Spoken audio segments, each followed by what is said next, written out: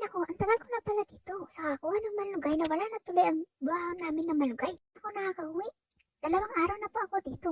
Tumitingin ng mga baka kung sino ang kakain ng aming mga damo. May bakod na nga binakura ng aming papa.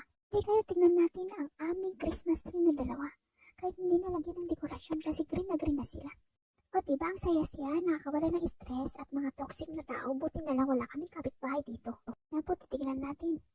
Ayan po, sisilipin natin ang aming Christmas tree. At yan lang din po ang aming bahay kubo. Ay naku! Wala na yung chicken, ang aming chicken joy na titola ko sana at iadobo. Alam niya, nakukunin ko talaga siya at kakatayin ko. Ngayon ay pupunta tayo doon pag napag na tayo. Ayan po ang bakuran namin. Ang taniman ng papa ko, ang asyenda ni papa at mama ko. Diba ang luwang guys? Diba? Ayan Christmas tree namin at mga sagingan. Tara magpag na tayo at uuwi na ako. Mamaya makikibirthday pa kasi ako. Diba ang saya?